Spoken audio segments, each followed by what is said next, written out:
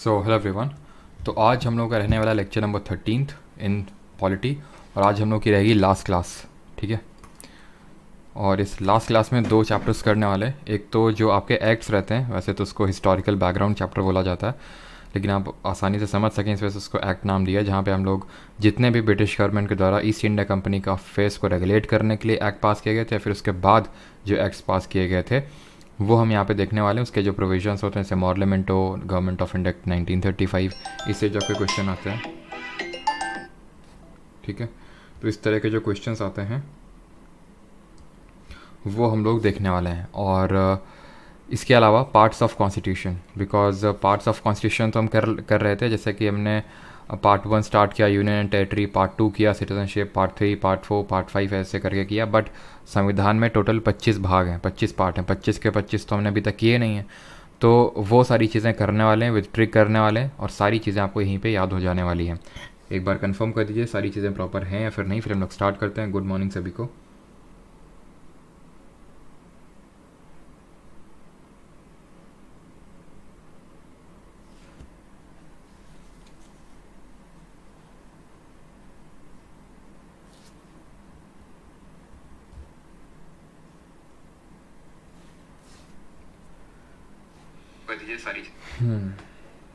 Good morning Arjun Tiwari, संतोष, Nehal Rajawat. इंतरिम government भी देखेंगे, अरुण यादव है ना, शालू, लिपिका, बेरा, अंकित, कृष्णा। आज जल्दी आ गए।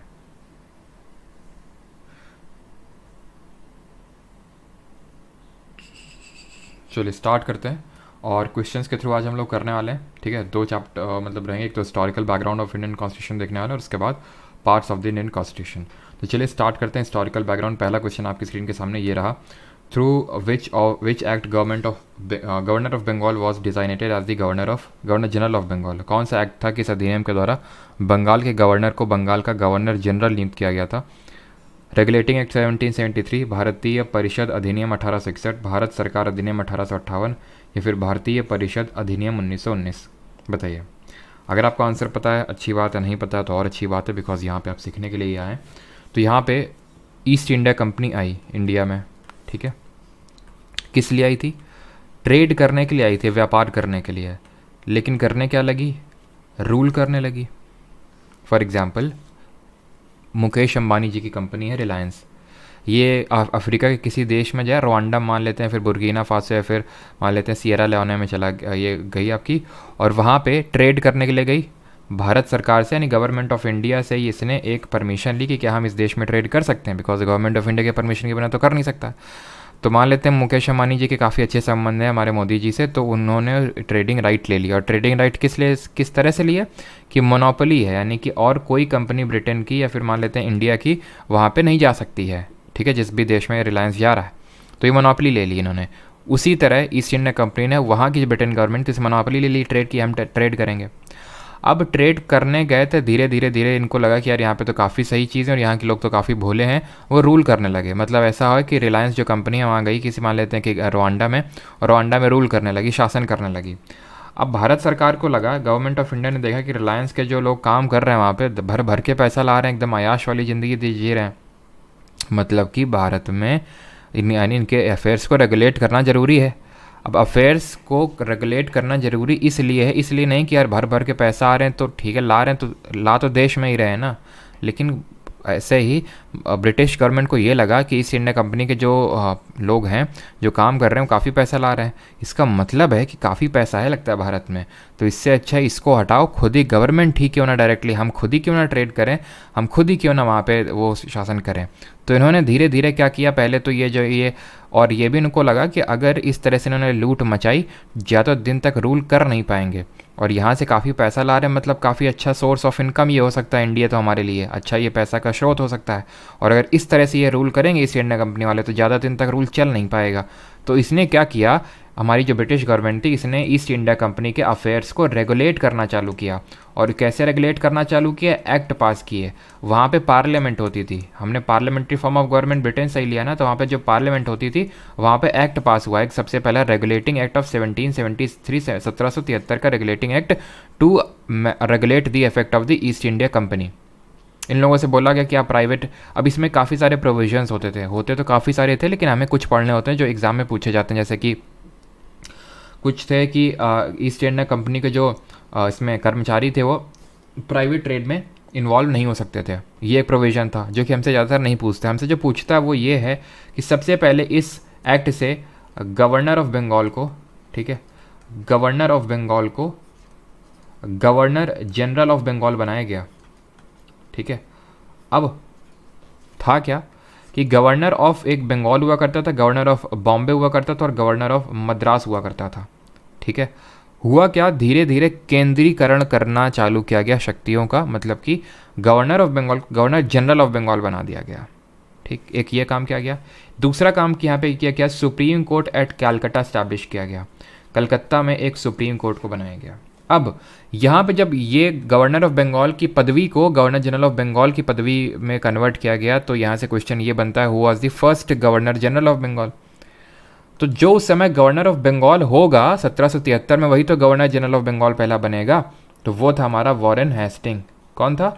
Warren Hasting. और ये वॉरेन हेस्टिंग बना लास्ट गवर्नर ऑफ बंगाल, ठीक है, लास्ट ही तो बनेगा अब, क्योंकि गवर्नर ऑफ बंगाल की पदवी तो अब चेंज ही हो चुकी है, तो लास्ट गवर्नर ऑफ बंगाल बना plus first governor general of Bengal बना। क्लियर है यहाँ तक?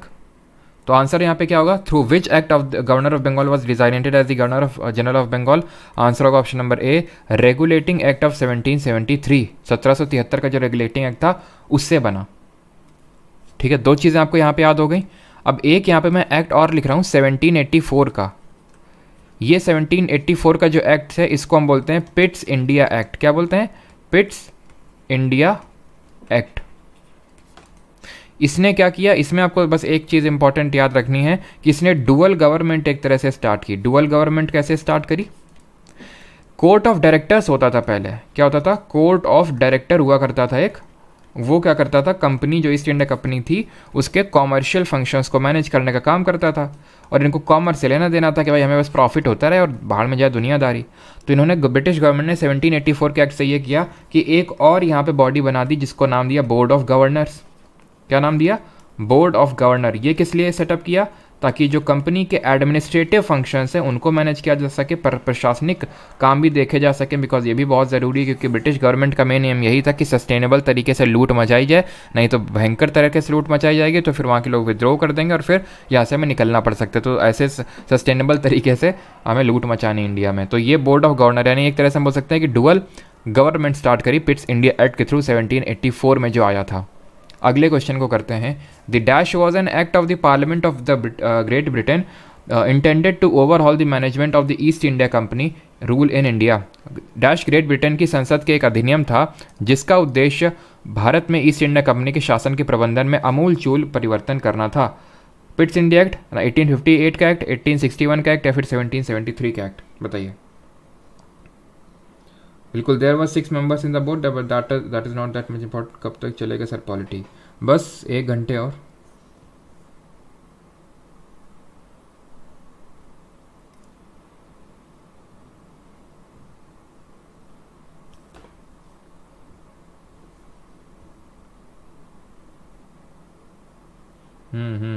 कुछ लोग 1858 का बोल रहे हैं, अच्छा। कुछ लोग बी बोल रहे हैं, अच्छा, मतलब वही कुछ डी बोल रहे हैं। The dash was an act of Parliament of Great Britain intended to overhaul the management of the East India Company rule in India. अब यहाँ पे बात हो रही है management of East India company. अब 1850 एक्ट से हुआ क्या था? 1858 से ईस्ट इंडिया कंपनी को मैनेज नहीं, अबॉलिश ही कर दिया गया था, ठीक है। तो मैनेजमेंट की बात नहीं यहाँ पे, ईस्ट इंडिया कंपनी को यहाँ पे अबॉलिश कर दिया गया था। और क्या किया गया था 1858 के? अब इसका थोड़ा सा बैकग्राउंड समझो। बैकग्राउंड इसका ये है कि 1857 में रिवोल्ट हुआ था, 1857 में विद्रोह हुआ था, जिसको फर्स्ट, ये हम लोग मॉडर्न हिस्ट्री में पढ़ेंगे, फर्स्ट वॉर ऑफ इंडिपेंडेंस हमारे सावरकर जी ने बोला था, मतलब पहला एक तरह से काफ़ी बड़ा विद्रोह हुआ था। तो जो ब्रिटेन की गवर्नमेंट थी उसको लगा कि अब समय आ चुका है कि ईस्ट इंडिया कंपनी को हटा दिया जाए इंडिया से, नहीं तो ये चलने नहीं देंगे ज़्यादा दिन तक, लुटाई हम ज़्यादा दिन तक मचा नहीं पाएंगे। तो इसने क्या किया 1850 एक्ट के थ्रू, जिसको कि हम क्वींस प्रोक्लेमेशन बोलते हैं, एक बहुत ही इंपॉर्टेंट एक्ट ये निकल के आया, क्वींस प्रोक्लेमेशन बोलते हैं। इसने किया क्या, ईस्ट इंडिया कंपनी को अब मैनेज नहीं किया, उसके अफेयर्स को मैनेज करना स्टार्ट किया था 1773 के एक्ट से। अब मैनेज नहीं, ख़त्म ही कर दिया इसको, अबॉलिश के, बेटा वापस आ जाओ तुम, अब तुम्हारी ज़रूरत नहीं, अब हम डायरेक्टली रूल करेंगे, यानी कि अब डायरेक्टली क्राउन रूल हो गया, डायरेक्ट क्राउन रूल हो गया, यानी कि अब डायरेक्ट जो ताज है फिर क्वीन के, रानी जी के नाम पे शासन होगा। आपको पता है कि वहाँ पे इलेक्टेड हेड नहीं होता है, हमारे यहाँ हेड कौन होता है, प्रेसिडेंट होता है ना, वो इलेक्टेड है, भले इनडायरेक्टली हो। तो हम रिपब्लिक हैं, यूके रिपब्लिक नहीं है, वहाँ आज तक भी रानी राजा चलता है, ठीक है, यानी कि हेरिडेटरी हेड होता है वहाँ पे। तो ईस्ट इंडिया कंपनी को अबॉलिश कर दिया गया। साथ ही साथ क्या किया गया, जो गवर्नर जनरल ऑफ इंडिया भी हम देखेंगे, वो किस तरह से वॉइस रॉय में उसको तब्दील कर दिया गया। एक नई पोस्ट की क्रिएट कर दी जाती है, और पोस्ट है सेक्रेटरी ऑफ स्टेट की। किसकी पोस्ट, सेक्रेटरी ऑफ स्टेट। ये सेक्रेटरी ऑफ स्टेट कौन था, ये हुआ करेगा एक ब्रिटेन का ही एक member of parliament, British MP होगा एक, जो ब्रिटेन में ही बैठ के पूरी तरह से भारत के लिए रिस्पॉन्सिबल होगा। ये पूछेगा इंडिया में जो वॉइसरॉय बैठा हुआ है ये कैसा क्या है, उससे रिपोर्ट लेगा और वो रिपोर्ट को ब्रिटिश पार्लियामेंट के सामने रखेगा। तो यानी कि ये इंडिया के लिए अलग से सेक्रेटरी ऑफ स्टेट बिठाया गया। इसको असिस्ट करने के लिए एक 15 मेंबर की काउंसिल दी गई, 15 मेंबर्ड काउंसिल दी गई, किसको, सेक्रेटरी ऑफ स्टेट को। और साथ ही साथ इसने क्या किया, जो ये कोर्ट ऑफ डायरेक्टर्स और जो बोर्ड ऑफ गवर्नर है इसको भी एबॉलिश कर दिया साथ साथ। क्लियर है यहाँ तक, किसने, ईस्ट इंडिया कंपनी को अभी क्या किया, पूरी तरह से एबॉलिश ही कर डाला। ठीक है, अब यहाँ पे, ठीक है, क्वेश्चन है, the dash was an act of the parliament of Great Britain intended to overhaul the management of the East India Company's rule in India. ठीक, अब पिट्स इंडिया एक्ट की अगर हम बात करें तो ये 1784 में आया था, अभी मैंने इसकी बात करी। 1858 से क्या हुआ, मैनेज नहीं किया गया, अबॉलिश किया गया। तो ये आंसर नहीं होगा, ये आंसर नहीं होगा। अब आप उसके अफेयर्स को मैनेज करने के लिए एक्ट ला रहे हैं, आंसर होगा option number D, regulating act of 1773। अब इसके बारे में पढ़ेंगे 1861 में आगे, तो क्लियर हो गया। 1858 मैंने इसीलिए आपको बताया कि यहाँ पे इसका कोई इंटेंशन नहीं था मैनेज करने का, अब ईस्ट इंडिया कंपनी को अबॉलिश कर दिया गया था। ठीक है, तो 1773 का एक्ट होगा, यहाँ से स्टार्ट हुआ था मैनेज करना ईस्ट इंडिया कंपनी को। Which of the following British act gave exclusive trade privileges to the British East India Company, ये आपसे क्वेश्चन पूछा गया, यानी कि निम्नलिखित में से किस ब्रिटिश अधिनियम ने ब्रिटिश ईस्ट इंडिया कंपनी का विशेष व्यापार विशेष अधिकार दिया है। अगेन रिपीट कि which of the following British act gave exclusive trade privileges to the British East India Company. Answer होगा यहाँ पे option number C, Charter Act of 1793। 1773 ने तो रेगुलेट करना स्टार्ट किया, और जो 1793 का था उसने एक तरह से ट्रेड प्रिविलेजेस दिए। ठीक है, इसने, ये भी आपका एक पिट्स एक्ट भी बोला जाता है इसको भी, बट इसने एक तरह से ट्रेड प्रिविलेजेस दिए कि अब आपको पूरी तरह से एक्सक्लूसिव ट्रेड प्रिविलेज का मतलब है कि आपके अलावा और कोई ट्रेड नहीं कर सकता इन मैटर्स में, फिर इन चीज़ों पे। क्लियर है, अगले पे आते हैं क्वेश्चन पे। अगला क्वेश्चन है, which of the following British act introduced Indian Civil Services as an open competition. अब यहाँ पे मैं इस पे क्वेश्चन पे बढ़ूँ से पहले आपको ये बताता हूँ, 1784 में 1773 बता दिया, 1784 बता दिया। अब यहाँ पे 1813 और 1833 भी देख लो, तब उसके बाद आगे बढ़ते हैं। 1813 ने क्या किया था, 1830 ने ईस्ट इंडिया कंपनी के बहुत सारे ट्रेड प्रिविलेजेस को ख़त्म कर दिया था। ठीक है, trade privileges of East India Company were ended, मतलब कि अब except trade in tea and trade in China, यानी कि चाय में ट्रेड और सिर्फ चाइना के साथ ही अब ईस्ट इंडिया कंपनी ट्रेड कर सकता है। बाकी इसकी जितनी मोनोपोली थी, ट्रेड मोनोपोली को ख़त्म कर दिया गया। और साथ ही साथ 1,00,000 रुपए, जो उस समय का 1,00,000 रुपए था, वो बोला गया कि ये हर साल इंडियन एजुकेशन सिस्टम में एक्सपेंड किया जाएगा, यानी कि इंडिया में की एजुकेशन के लिए स्पेंड किया जाएगा। साथ ही साथ यहाँ पे कुछ क्रिश्चियन मिशनरीज़ भी भेजे गए, ठीक है, क्रिश्चियन मिशनरीज़ भी भेजे गए इंडिया में, ऑब्वियस बात है, क्रिश्चियनिटी को प्रमोट करने के लिए। और 1833 का जो एक्ट था, it ended the commercial functions of East India company, यानी कि अब ईस्ट इंडिया कंपनी पूरी तरह से it became purely N administrative body, यानी पूरी तरह से प्रशासनिक बॉडी ये अब बन चुकी थी। अब ट्रेड राइट इसके ख़त्म कर दिए जा चुके थे, 1813 से ख़त्म किए गए थे, बस 2 फिर भी बच गए थे, चाइना के साथ ट्रेड और चाय में ट्रेड, 1833 से वो भी ख़त्म कर दिया गया। तो अगर आपसे क्वेश्चन बनता है कि which act ended the commercial functions of East India company purely and it became purely N administrative body, 1833 का एक्ट। इसी एक्ट ने क्या किया, गवर्नर जनरल ऑफ बंगाल की जो पदवी है उसको चेंज करके गवर्नर जनरल ऑफ इंडिया कर दिया। अब उस समय जो गवर्नर जनरल ऑफ बंगाल थे वॉज विलियम बेंटिक, और ये विलियम बेंटिक उस समय जो गवर्नर जनरल ऑफ बंगाल थे, तो last Governor general of Bengal बने, ठीक है, last Governor general of Bengal. पहले कौन थे, वॉरेन हेस्टिंग, और first governor general of India बने। अच्छा, पहला गवर्नर ऑफ बंगाल कौन बना था, तो वो क्लाइव बना था। अगर आपसे पूछ ले कि फर्स्ट, यहाँ पे लिख देता हूँ मैं, फर्स्ट अगर आपसे पूछ ले Governor of Bengal, because first governor general of Bengal तो हमारा बने थे Warren Hasting, but first Governor of Bengal अगर पूछेगा आपसे तो ये बना था क्लाइव, ठीक है, कौन, रॉबर्ट क्लाइव, ठीक है। अगले क्वेश्चन पे आते हैं, ठीक, इतनी चीज़ आपको आई होप क्लियर हो गई होगी। अब यहाँ पे क्वेश्चन आता है, which of the following British act introduced Indian Civil Services as an open competition, निम्नलिखित में से कौन सा ब्रिटिश अधिनियम भारतीय सिविल सेवा को एक खुली प्रतियोगिता के रूप में पेश करता है। उत्तर यहाँ पे 1853 का होगा, कहीं कहीं पे हो सकता है 1833 दिया हो, लेकिन पूरी तरह से गलत है। क्यों, क्योंकि 1833 ने इट मेड एन अटेम्प्ट, ठीक है, it attempted to introduce the open system of competition, ठीक है, it attempted to introduce open competition for civil services. इसने सिर्फ अटेम्प्ट किया था, ला नहीं पाया था, लाया 1853 का था। It attempt to introduce 1833, introduced 1853। Clear है, 1853 के एक्ट ने ये किया था। अगले क्वेश्चन पे आते हैं, fifth, consider the following statements with regard related to the Charter Act of 1833। देखो इनके प्रोविजंस ना बहुत सारे हैं, ठीक है। अब जैसे कि 1853 में ही बहुत सारे हैं, तो मैं सिर्फ आपको उतना बता रहा हूँ जो जितना आपको नीडेड है, ठीक है। कंसिडर द फॉलोइंग स्टेटमेंट, तभी मैं PYQs के थ्रू ही आपको करवा रहा हूँ, ये सारे PYQs ही हैं SSC या फिर डिफरेंट एग्जाम में, ताकि एक तरह से आपको ये एश्योरेंस हो जाए कि हाँ जो चीज़ें हैं एक्चुअल में एग्जाम के लिए इंपॉर्टेंट वो हमने कर ली हैं।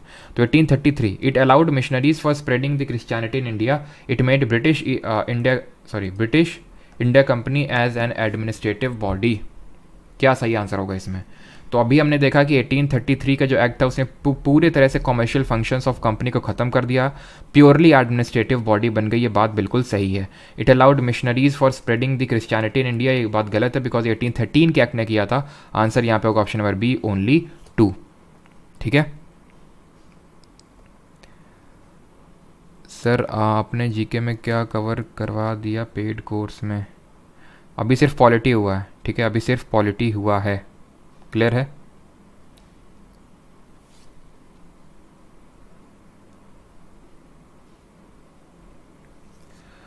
इसके बाद ज्योग्राफी नहीं, बायोलॉजी होगा। ठीक है, इसके बाद आपका बायोलॉजी होगा, ज्योग्राफी नहीं होगा। अगले क्वेश्चन पे आते हैं। Which of the following acts created Supreme Court of jurisdiction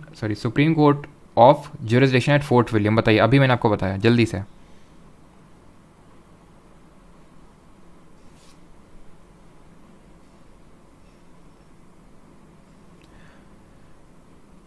regulating act of 1773, Indian Councils Act of 1861, Dundas bill of 1783, या फिर Charter Act of 1833। Charter Act of 1833 भी पढ़ चुके हैं। और एक चीज़, हाँ, चार्टर एक्ट ऑफ जो 1833, इसको हम सेंट हेलेना एक्ट के नाम से भी जानते हैं। ठीक है, सेंट हेलेना एक्ट के नाम से भी जानते हैं। ठीक है, और बाकी हम लोगों ने देखा कि इससे पूरी तरह से हमारी एडमिनिस्ट्रेटिव बॉडी बन गई और जो गवर्नर जनरल ऑफ बंगाल है उसको गवर्नर जनरल ऑफ इंडिया की पदवी मिल गई। आंसर यहाँ पे होगा 1773 का एक्ट, जो मैंने आपको बताया था, यहाँ पे देखिए, ठीक है। Supreme court at Calcutta establish किया इसने, ठीक है। तो वो जो था आपका फोर्ट विलियम ही था। तो आंसर यहाँ पे होगा option number A, regulating act of 1773। अगले क्वेश्चन पे आते हैं। The East India company was deprived of monopoly of trade with India accept T trade by which among the following act. तो निम्नलिखित में से किस अधिनियम द्वारा ईस्ट इंडिया कंपनी को चाय व्यापार को छोड़कर भारत के साथ व्यापार के एकाधिकार से वंचित कर दिया गया था? Charter act 1813, 1833, Charter Act of 1853 या फिर गवर्नमेंट ऑफ इंडिया एक्ट 1858? कौन सा आपका था जिसने कि ईस्ट इंडिया कंपनी को डिप्राइव कर दिया था, उसकी जो मोनोपोली है वो खत्म कर दी थी, बस मोनोपोली बची थी ट्रेड इन टी और ट्रेड इन चाइना में? उत्तर होगा इसका कौन सा? ऑप्शन नंबर ए, 1813 ने। और 1833 ने वो भी खत्म कर दिया और पूरी तरह से वो प्योरली एडमिनिस्ट्रेटिव बॉडी बन गई। अगले क्वेश्चन पे आते हैं। By which of the following acts east India company lost its monopoly of trade with China? निम्नलिखित में से किस अधिनियम के द्वारा ईस्ट इंडिया कंपनी ने चीन के साथ व्यापार का अपना एकाधिकार खो दिया? अगेन वही सिमिलर क्वेश्चन आपका 1833 का एक्ट। 1813 से वो बच गया था ट्रेड इन टी और ट्रेड इन चाइना, जो कि 1833 से आपका खत्म हो गया। Introduction of provincial autonomy is related to which of the following act? प्रांतीय स्वायत्तता का परिचय निम्नलिखित में से किस अधिनियम से संबंधित है? गवर्नमेंट ऑफ इंडिया एक्ट 1858, 1909, 1919 या फिर 1935? प्रोविंशियल ऑटोनॉमी, अब यहाँ पे समझिए, देखो 1858 का देख लिया, उसके बाद 1861 का काउंसिल्स एक्ट आया था, ठीक है। फिर 1892 आया था, जो कि बहुत ज़्यादा इंपॉर्टेंट नहीं है, एक छोटी सी चीज़ है जो हम देख लेंगे। और उसके बाद आया था 1909। तो मैं 1909, 1919 और 1935 लाइन से बता रहा हूँ ताकि आपको चीज़ समझिए। फिर 1909 चलो बता ही देते हैं अभी आपको, ठीक है। तो गवर्नमेंट ऑफ इंडिया एक्ट जो आया था 1909 का 1909 को, इसको हम बोलते हैं मॉर्ले मिंटो रिफॉर्म्स। आप दो नाम सुनोगे, जैसे इसको हम बोलते हैं मॉर्ले मिंटो रिफॉर्म्स, ऐसे जो 1919 का एक्ट था उसको मॉन्टेग्यू चेल्सफोर्ड रिफॉर्म बोलते हैं। ये जो नाम पढ़ते हैं ना, मॉर्ले उस समय का सेक्रेटरी था। सेक्रेटरी कौन था अभी मैंने आपको बताया, जो ब्रिटिश एमपी था एक, जो ब्रिटेन में ही बैठता था। और मिंटो उस समय जो इंडिया का वॉइस रॉय हुआ करता था। इन्हीं के नाम पे इस एक्ट का नाम मतलब पढ़ता था, मॉर्ले मिंटो रिफॉर्म्स 1909 में आया था। इसने सबसे जो इंपॉर्टेंट चीज़ करी थी वो ये थी कि इसने सेपरेट इलेक्टोरेट यानी कि पृथक निर्वाचन दिया था। किसको? सेपरेट इलेक्टोरेट दिया था, पृथक निर्वाचन दिया था जो मुस्लिम्स थे उनको सबसे पहले। सेपरेट इलेक्टोरेट का मतलब ये है, जैसे फॉर एग्जांपल यहाँ पे मुस्लिम बहुल इलाका है यहाँ पे, तो यहाँ पे मुस्लिम ही खड़ा हो सकता है चुनाव में और सिर्फ मुस्लिम ही वोट देंगे। हिंदू ना तो खड़े हो सकते हैं ना तो वोट दे सकते हैं। ये होता है पृथक निर्वाचन। क्लियर है ये चीज़? तो ये स्टार्ट की और इसीलिए मिंटो को फादर ऑफ इंडियन कम्युनलिज्म के नाम से भी जाना जाता है। मिंटो को बोला जाता है फादर ऑफ इंडियन कम्युनलिज्म के नाम से जाना जाता है मिंटो को, ठीक। इसने और क्या किया? इसने एग्जीक्यूटिव काउंसिल, जो वॉइस रॉय की एक एग्जीक्यूटिव काउंसिल हुआ करती थी, उसमें एक इंडियन को एसोसिएट कराया। और पहले इंडियन, फर्स्ट इंडियन जो बने वो थे, उनका नाम था सत्येंद्र प्रसाद सिन्हा। इनका नाम पता होना चाहिए आपको, सत्येंद्र प्रसाद सिन्हा, सत्तू, है ना, ठीक है। तो ये 1909 का एक्ट था। अब इसके बाद आता है आपका गवर्नमेंट ऑफ इंडिया एक्ट 1919, ठीक है। कौन सा आता है? Government of India act 1919। अब ध्यान से समझते रहिएगा। इसको बोलते हैं मॉन्टेग्यू चेल्सफोर्ड रिफॉर्म्स। हो सकता है प्रोनाउंस मैं गलत कर रहा हूँ, मतलब जैसा भी हो देख लेना, बट प्रोनाउंसिएशन वहाँ करने के लिए नहीं आएगा। तो मॉन्टेग्यू चेल्सफोर्ड रिफॉर्म्स। नाम कैसे पड़ा होगा? ये सेक्रेटरी होगा और ये उस समय वॉइसरॉय होगा। इसने क्या किया? इसने जो पृथक निर्वाचन वाली जो प्रक्रिया थी, जो सेपरेट इलेक्टोरेट वाली जो चीज़ थी, जो इंट्रोड्यूस की थी 1909 के एक्ट ने, उसको एक्सटेंड किया, सेपरेट इलेक्टोरेट सिस्टम को और एक्सटेंड किया। किस तक एक्सटेंड किया? अभी तो 1909 वाले ने सिर्फ मुस्लिम्स को दिया था, अब इसने एंग्लो इंडियन को भी दे दिया, यानी कि एंग्लो इंडियन ही कहीं खड़ा हो सकता है और वही सिर्फ वोट कर सकता है। क्रिश्चियन को दे दिया। अब आपको लगेगा सर अभी भी तो सेपरेट इलेक्टोरेट चलता है, नहीं। अभी आप देखते हैं कि भाई सीट रिजर्व है ना, कि दलित सीट आ गई, ओबीसी सीट आ गई, इस तरह से आप सुनते रहते हैं।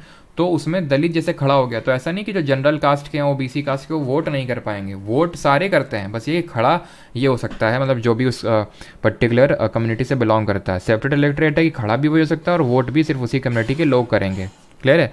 तो ये चीज़ करी थी। इस 1919 के एक्ट ने बाई कैमरलिज्म इंट्रोड्यूस कर दिया था, यानी द्विसदनीय जो विधानमंडल आप देखते हैं, जैसे हमारे पार्लियामेंट यानी यूनियन के केस में लोकसभा राज्यसभा है, ऐसे स्टेट के केस में 6 हमारे राज्य हैं जहाँ पे बाई कैमरल लेजिस्लेचर है, जहाँ पे लेजिस्लेटिव असेंबली और लेजिस्लेटिव काउंसिल है। तो बाई कैमरलिज्म जो है ना, ये भी इनिशिएट किया, फिर स्टार्ट किया 1919 के एक्ट ने साथ ही साथ इसने एक काम और किया, दैट वाज किसने डायरकी इंट्रोड्यूस करी, ठीक है, डायरकी एट प्रोविंसेस को इंट्रोड्यूस किया प्रांतों में। कैसे? इसने यूनियन सब्जेक्ट और प्रोविंसेस सब्जेक्ट को अलग किया, यानी कि सब्जेक्ट्स को दो कैटेगरी में डिवाइड किया। यहाँ पे मैं ग्रीन से लिखता हूँ कि सब्जेक्ट्स को इसने दो पार्ट में डिवाइड किया, एक को जो आपके यूनियन वाले सब्जेक्ट्स और आपके हो गए प्रोविंसेस वाले सब्जेक्ट। इसमें जो यूनियन का लेजिस्लेचर है वो लॉ बना सकता है, जैसे अभी आप देखते हैं, और यहाँ पे प्रोविंशियल जो सब्जेक्ट्स हैं उनको अलग कर दिया, और प्रोविंशियल सब्जेक्ट में सिर्फ प्रोविंसेस के जो आपके लेजिस्लेचर हैं वो बना सकते हैं। अब इनको फर्दर दो कैटेगरी में इसने डिवाइड किया, एक को बोला रिजर्व्ड और एक को बोला ट्रांसफर्ड सब्जेक्ट, रिजर्व्ड सब्जेक्ट और ट्रांसफर्ड सब्जेक्ट, ठीक है। रिजर्व्ड आपका मैनेज कर रहा था, चलो वो तो इंपॉर्टेंट नहीं, बस आपको बता देता हूँ कि रिजर्व्ड जो सब्जेक्ट था उसके लिए जो गवर्नर था वो रिस्पॉन्सिबल नहीं था, जो गवर्नर जनरल था ही वॉजेंट रिस्पॉन्सिबल, बट इसके लिए वो रिस्पॉन्सिबल था, ठीक है। इसको ये वो मैनेज कर रहा था अपनी जो काउंसिल ऑफ मिनिस्टर था उससे, और जो ट्रांसफर्ड है उनको अपनी एग्जीक्यूटिव काउंसिल से मैनेज कर रहा था। खैर, ये जो सिस्टम है जहाँ पे प्रोविंशियल सब्जेक्ट्स को दो कैटेगरी में डिवाइड किया गया है, इसी को हम बोलते हैं डायरकी, इसी चीज़ को हम डायरकी बोलते हैं, या फिर द्विसदनी, आई थिंक वैसे कोई द्वैध शासन बोलते हैं, ठीक है।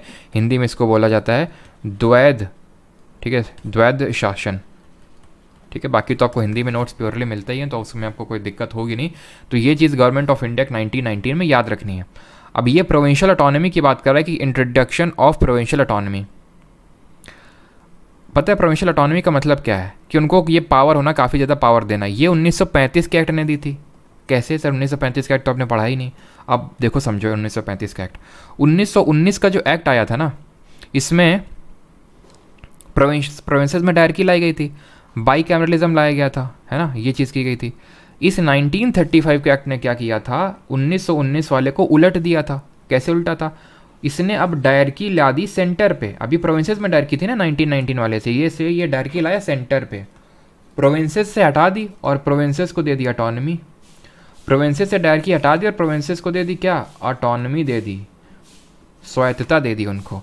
तो ये चीज़ आप याद रखिएगा कि जो प्रोविंशियल ऑटोनॉमी है वो 1935 के एक्ट से मिली थी हमको। और 1935 एक्ट जब हम सोर्सेज ऑफ कॉन्स्टिट्यूशन पढ़ रहे थे तो वहाँ देखा था, यहाँ पे हमने ये देखा था कि जो हमारे इंडियन कॉन्स्टिट्यूशन में जो सबसे बड़ा जो मेजर रोल रहा था हमारे इंडियन कॉन्स्टिट्यूशन में, वो गवर्नमेंट ऑफ इंडिया 1935 में ही रहा था। ज़्यादातर चीज़ें जैसे कि हमारा इमरजेंसी के प्रोविजंस हो गए, ऑफिस ऑफ गवर्नर हो गया, ये सारी चीज़ें हमने गवर्नमेंट ऑफ इंडिया 1935 से ही ली हैं, ठीक। Question number 10, which of the following act introduced principle of constitutional autocracy? किस आपके एक्ट ने which act introduced principle of constitutional autocracy? निम्नलिखित में से किस अधिनियम ने संवैधानिक निरंकुशता का सिद्धांत पेश किया? तो कॉन्स्टिट्यूशनल ऑटोक्रेसी ये इंट्रोड्यूस किया आपके 1935 के एक्ट ने, जिसने कि एक ऑल इंडिया फेडरेशन सेटअप करने की भी बात कही थी, कि एक पूरा फेडरेशन सेटअप होगा, जो कि कभी फेडरेशन सेटअप हो नहीं पाया क्योंकि प्रोविंसेस इसमें कभी एग्री करी नहीं। तो इसको प्रिंसिपल ऑफ कॉन्स्टिट्यूशनल ऑटोक्रेसी बोलते हैं, कि संविधान की ऑटोक्रेसी होगी। और इसी वजह से संविधान की ज़्यादातर जो चीज़ें हमने गवर्नमेंट ऑफ इंडिया 1935 से ली। Option number C. 11th, the federal court of India was established in which of the following year? तो जो फेडरल कोर्ट है, भारत का संघीय न्यायालय है, निम्नलिखित में से किस वर्ष स्थापित किया गया था? 1935, 47, 46 या फिर 37? तो जो federal court of India that is supreme court, वो स्टैब्लिश हुआ था गवर्नमेंट ऑफ इंडिया एक्ट 1935 से। एक्ट तो 1935 का था बट इस्टेब्लिश हुआ था 1947 में। Option number B. अच्छा ये बताइए कि हमारा जो सुप्रीम कोर्ट है उसकी फर्स्ट सिटिंग कब हुई थी? First sitting of supreme court कब हुई थी? जल्दी से बताइए। ये हम लोग देख चुके हैं जब हम लोगों ने सुप्रीम कोर्ट वाला चैप्टर देखा था। अगला क्वेश्चन है, member of the constituent assembly who drafted the constitution were nominated by the British parliament, nominated by the governor general, elected by legislative assemblies of various provinces, या फिर elected by the national Congress and Muslim league? 1937 सबका सही answer है। 1947। अच्छा, अभी सही answer किसी का नहीं आया है। सब सही आंसर किसी का नहीं है अभी।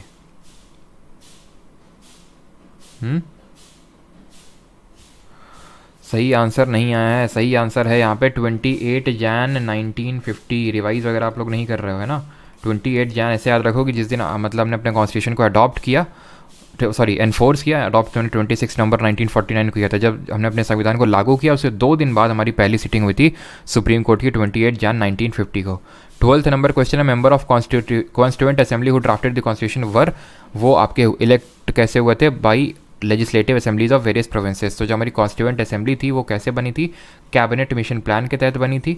और ये कैबिनेट मिशन प्लान ने पूरा प्लान रखा था कि 389 सीट्स होंगी, जिसमें कि 296 सीट्स आपकी ब्रिटिश इंडिया ब्रिटिश भारत से आएंगी, 93 आपकी will be nominated by the princely state. ये कभी मतलब हिस्सा लिए नहीं तो नॉमिनेटेड वाले आए नहीं। इलेक्ट ये कहाँ कैसे हुए थे, ये इलेक्ट हुए थे आपके इनडायरेक्ट इलेक्शन से, अप्रत्यक्ष चुनाव से। इन लोगों ने डायरेक्टली वोट नहीं किया था, लोगों के द्वारा जो लेजिस्लेटिव असेंबली में लोग भेजे गए थे उन्होंने चुन के भेजा, elected by legislative assemblies of various provinces. Option number C यहाँ पे सही आंसर होगा। अगला क्वेश्चन यहाँ पे हमारा, by which of the following act legislative councils of India receive the power to discuss the budget. तो कौन से आपके एक्ट से power to discuss the budget मिला, यानी कि बजट पर चर्चा की शक्ति प्राप्त हुई। तो ये मिली थी आपके 1892 के एक्ट से। ऑप्शन नंबर बी यहाँ पे सही आंसर होगा। 1892 में बस आपको एक ही चीज़ याद रखनी है, that is power to discuss the budget दिया गया था कि बजट को डिस्कस कर सकते हैं। वोटिंग पावर अभी भी नहीं थी बजट में, ठीक है, वोटिंग वो आगे चल के मिलती है, लेकिन एटलीस्ट बजट को डिस्कस करने की पावर अभी मिल गई थी।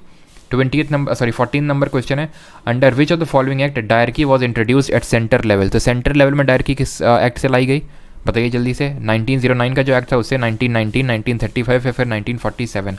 तो अभी मैंने बोला जो द्वैध शासन है, जो डायरकी है, वो 1919 से इंट्रोड्यूस हुई थी, लेकिन कहाँ पे आई थी, ये आई थी प्रांतों में, यानी कि प्रोविंसेस में। और इस प्रोविंशियल डायरकी को ख़त्म करके डायरकी सेंटर लेवल पे लाई गई 1935 के एक्ट से, और प्रोविंसेस को दे दी गई ऑटोनॉमी 1935 के एक्ट से। तो सही आंसर क्या होगा यहाँ पे, सही आंसर होगा यहाँ पे सेंटर लेवल पे डायरकी पूछ रहा है, option number C, Government of India Act 1935। Question number 15 है, in the context of Indian history the principle of diarchy refers to. तो भारतीय इतिहास के संदर्भ में द्वैध शासन का सिद्धांत डैश को संदर्भित करता है। तो ये द्वैध शासन का मतलब होता क्या है, division of the centre legislature into two houses, introduction of double government, that is central and state, having two sets of ruler, one in London and another in Delhi, division of the subjects delegated to the provinces into two categories। तो सही answer क्या होगा, जो division of the subject delegated to provinces into 2 categories, यानी जो provincial subjects थे उनको further 2 category में बांटा गया था। ठीक है, वो 2 कैटेगरी क्या थी, हमने देखा रिजर्व्ड, ठीक है, और ट्रांसफर्ड। रिजर्व्ड के लिए गवर्नर जनरल रिस्पॉन्सिबल नहीं था, ट्रांसफर्ड के लिए रिस्पॉन्सिबल या फिर आंसरेबल था। क्लियर है, तो 1937 ही तो लगाया मैंने, ठीक है। क्वेश्चन नंबर 11, सॉरी गलती से 1947 लगा दिया क्या, सॉरी। गवर्नमेंट ऑफ इंडिया 1935 से स्टैब्लिश हुआ था इन 1937, ऑप्शन नंबर डी, गलती से 1947 लग गया। मतलब गवर्नमेंट ऑफ इंडिया 1935 से फेडरल कोर्ट स्टैब्लिश हुआ था, मतलब सेटअप होने का प्रोविजन आया था, 1937 में स्टैब्लिश हुआ था, ठीक है, सॉरी फॉर दैट।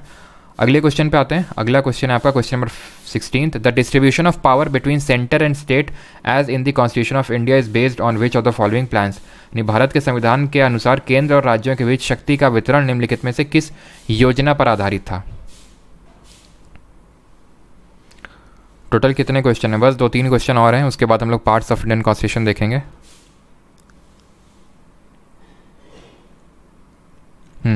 तो सही आंसर क्या होगा यहाँ पे, distribution of power between centre and state as in the Constitution of India is based on which of the following plans.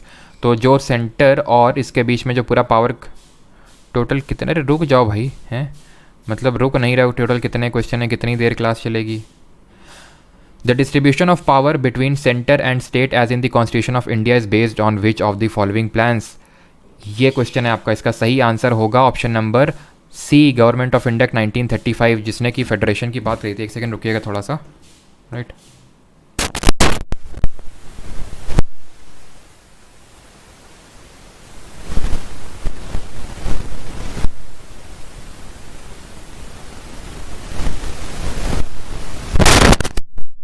Clear है, तो सही आंसर क्या होगा यहाँ पे, option number C, Government of India 1935। अगले क्वेश्चन पे आते हैं, question number 17, the Indian legislature was made bicameral for the first time by. तो जो हमारा भारतीय विधायिका को पहली बार किसके द्वारा द्विसदनीय बनाया गया था, इनकी the Indian legislature was made bicameral for the first time by.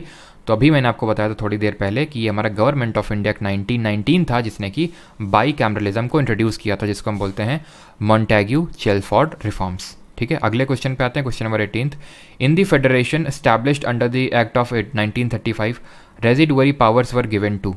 तो जो 1935 का एक्ट था जिसने कि ऑल इंडिया फेडरेशन बनाने की बात कही थी, ठीक है, जो कि कभी आ नहीं पाया था, एक्चुअली में लागू हो नहीं पाया था। और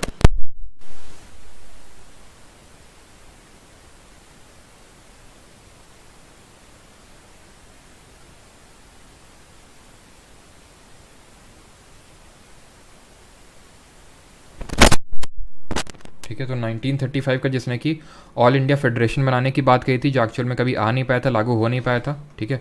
ऑल इंडिया फेडरेशन जिसने कि प्रोविंसेस से डायरकी को ख़त्म कर दिया था, सेंटर में डायरकी को ले आया था और प्रोविंसेस को ऑटोनॉमी दे दी थी, और साथ ही साथ प्रोविंसेस में बाई कैमरलिज्म लेके आया था। यानी कि जो 1919 ने किया था वो 1935 ने पूरा रिवर्स कर दिया था। 1919 ने क्या किया था? 1919 डायरकी लाया था, कहाँ पे? प्रोविंसेस पे, ठीक है, ये किया था इसने। 1919 ने क्या किया था? बाई कैमरलिज्म, ठीक है, बाई कैमरलिज्म एट सेंटर, ठीक है, सेंटर पे द्विसदनीय विधानमंडल किया। इसने क्या किया? 1935 ने पूरा उलट के रख दिया। 1935 ने सबसे पहले डायरेक्ट प्रोविंसेस ख़त्म किया और डायरकी को दे दिया सेंटर को, और प्रोविंसेस को दे दिया बाई कैमरलिज्म, यानी कि उल्टा कर दिया इसने, और प्रोविंसेस को दे दी ऑटोनॉमी। तो यहाँ पे सही आंसर क्या होगा? मतलब वो तो खैर लेना देना उससे नहीं है, रेजिडुअरी पावर्स पूछ रहा है। रेजिडुअरी पावर जैसे फॉर एग्जांपल अभी हम देखते हैं 7th शेड्यूल में हमारी यूनियन लिस्ट है, 7th शेड्यूल में हमारी स्टेट लिस्ट है और कॉन्करेंट लिस्ट है, संघ सूची, राज्य सूची और समवर्ती सूची। संघ में हमारा सिर्फ यूनियन पार्लियामेंट लॉ बना सकता है, स्टेट लिस्ट में सिर्फ स्टेट लेजिस्लेचर लॉ बना सकता है, और कॉन्करेंट में दोनों बना सकते हैं। लेकिन अगर यूनियन ने बना दिया तो वो प्रिवेल करेगा, ठीक है। लेकिन अगर कोई एक ऐसा सब्जेक्ट आ गया जो तीनों लिस्ट में नहीं है, उसको हम बोलते हैं रेजिडुअरी लिस्ट। और आज को रेजिडुअरी लिस्ट में सब्जेक्ट पे लॉ बनाने का काम या फिर लॉ बनाने का जो पावर है वो पार्लियामेंट के पास है, यानी संसद कानून बना सकती है रेजिडुअरी लिस्ट में, वो लिस्ट जो कि वो लिस्ट का सब्जेक्ट जो किसी में मेंशन नहीं है। 1935 वाले ने ये पावर दे रखी थी गवर्नर जनरल को। ऑप्शन नंबर यहाँ पे सी सही आंसर होगा। अगले क्वेश्चन पे और एक चीज़ कल हम लोगों ने पढ़ी थी कि गवर्नमेंट ऑफ इंडिया 1935 के हिसाब से जो हमारा लोकल सेल्फ गवर्नमेंट था वो किस में आता था? बताइए, जो लोकल सेल्फ गवर्नमेंट था वो कौन सी लिस्ट में आ रहा था गवर्नमेंट ऑफ इंडिया 1935 के अकॉर्डिंग, जो हमने कल पढ़ा था? तो ये आ रहा था आपका प्रोविंशियल सब्जेक्ट्स में, ठीक है, ये था आपका प्रोविंशियल सब्जेक्ट्स में। और आज भी हमारी किस में? स्टेट लिस्ट में। जो इंपॉर्टेंट चीज़ उतनी नहीं होती है या फिर जो बहुत ही ग्राउंड लेवल की चीज़ें होती हैं वो हम स्टेट लिस्ट में रखते हैं। क्लियर? 19 नंबर क्वेश्चन है, one among the following was not a salient feature of the government of India 1935, यानी निम्नलिखित में से एक भारत सरकार अधिनियम 1935 की मुख्य विशेषता नहीं थी। क्या इनमें से मुख्य विशेषता यानी कि सेलियंट फीचर नहीं था? नॉट पूछ रहा आपसे। The act provided for an all India federation, residuary subjects were allocated to provincial legislature, it marked the beginning of the provincial autonomy, या फिर it abolished dyarchy at the provincial level and introduced it at the center, not a salient feature। तो इसने all India federation बनाने की बात कही थी, बिल्कुल ठीक है। इसने कि अधिनियम एक अखिल भारतीय महासंघ बनाने की बात की थी, जो एक्चुअल में कभी भी आ नहीं पाया था बिकॉज प्रोविंसेस एग्री नहीं किए थे। Residuary subject were allocated to provincial legislature, अभी मैंने आपको बताया। It mark the beginning of provincial autonomy, ये भी सही है। It abolish diarchy at provincial level and introduced it at the centre, ये भी सही है। नॉट अ सेलिएंट फीचर कैसे हो सकता है फिर? ये यहाँ पे मुझे नन ऑफ दी अबव सही आंसर होगा, बिकॉज यहाँ पे एक्ट ने एक ऑल इंडिया फेडरेशन बनाने की बात कही थी। Residuary subjects were allotted to, okay okay okay okay okay okay okay, यहाँ पे बी वाला गलत होगा। बी वाला गलत इसलिए होगा बिकॉज रेजिडुअरी जो सब्जेक्ट्स हैं वो प्रोविंशियल लेजिस्लेचर को एलोकेट नहीं किए गए थे, ये आपके दिए गए थे गवर्नर जनरल को, ठीक है। गवर्नर जनरल को इसमें पावर दे दी गई थी कि वो लॉ बना सकते हैं। तो ऑप्शन नंबर बी यहाँ पे सही आंसर होगा, ठीक है। यहाँ पे ऑप्शन नंबर बी यहाँ पे सही आंसर होगा। अगले क्वेश्चन पे आते हैं, question number 20th। The proposal for framing of the Constitution of India by an elected constituent assembly was made by.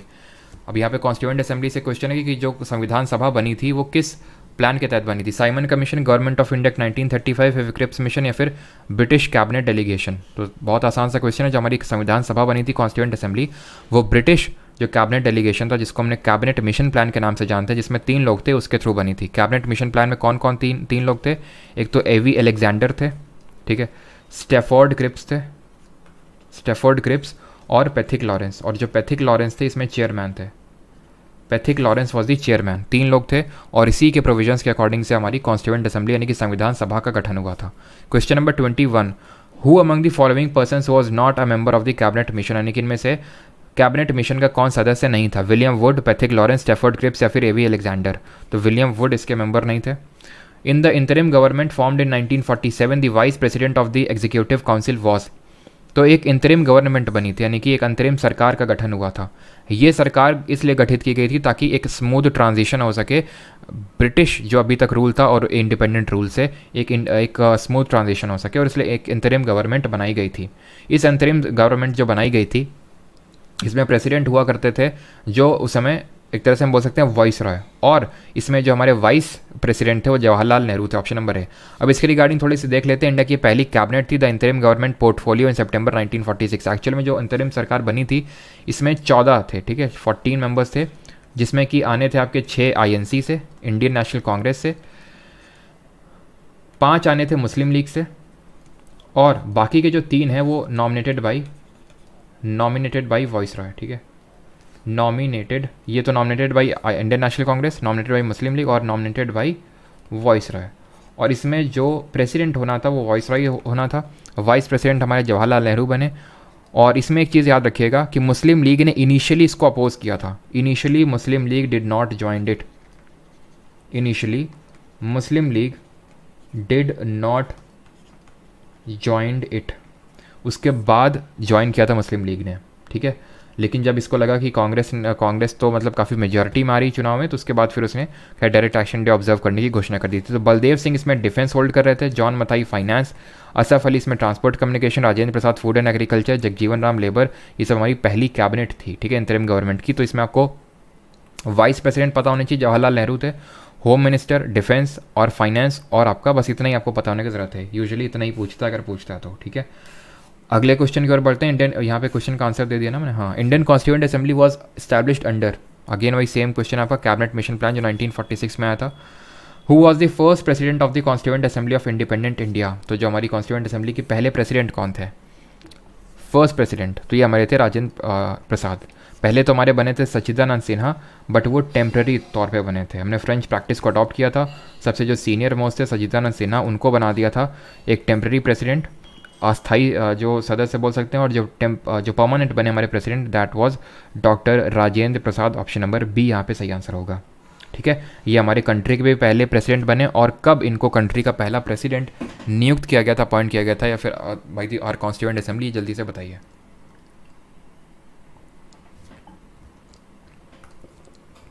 तो सही आंसर क्या होगा यहाँ पे डॉक्टर राजेंद्र प्रसाद को फर्स्ट प्रेसिडेंट अपॉइंट किया गया था 24 जनवरी 1950 को। जब हमने क्या किया था, जब हमने अपने नेशनल एंथम को अडॉप्ट किया था, जब हमने अपने नेशनल सॉन्ग को अडॉप्ट किया था, उसी दिन ही हमने राजेंद्र प्रसाद को फर्स्ट प्रेसिडेंट ऑफ इंडिया भी कॉन्स्टिट्यूएंट असेंबली ने इलेक्ट किया था, ठीक है। 25th क्वेश्चन है, who propose the preamble before the drafting committee of the constitution, किसने प्रियम्बल प्रपोज किया था before the drafting committee, Nehru, Ambedkar, BN Rao या फिर महात्मा गांधी। सही आंसर क्या होगा यहाँ पे, तो before the drafting committee who propose the preamble, तो प्रियम्बल किसने प्रपोज किया था, ये हमारे जवाहरलाल नेहरू जी ने किया था ऑब्जेक्टिव रेजोल्यूशन के रूप में।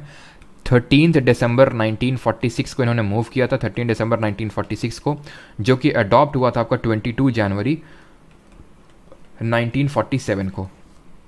क्वेश्चन नंबर 27, ठीक है। और एक चीज़ आपको ये पता होना चाहिए, जो कि हम लोगों ने देख चुके हैं पहले ही, कि जो प्रियम्बल ऑफ द कॉन्स्टिट्यूशन है वो अडॉप्ट हुआ था कब, वो जब पूरा प्रियम्बल जब हमारा पूरा कॉन्स्टिट्यूशन बन के तैयार हो चुका था, उसके बाद हमारा प्रियम्बल एक तरह से बन के तैयार हुआ था पूरे कॉन्स्टिट्यूशन बनने के बाद। Question number 26, constituent assembly of India was established on, तो कॉन्स्टिट्यूएंट, ये सारे वही सेम क्वेश्चन है कॉन्स्टिट्यूएंट असेंबली पे, ये आप कर लेंगे खुद से, ठीक है, मुझे ऐसा लगता है। बाकी आप लोग बोल रहे थे कि सर क्वेश्चन के आंसर जो, क्योंकि कल हम लोगों का लाइव हुआ था टेलीग्राम पे, प्राइवेट टेलीग्राम पे, तो आप लोगों का ये था कि सर जो आप यहाँ पे क्वेश्चन छोड़ देते हैं उसके आंसर दे दिया करिए।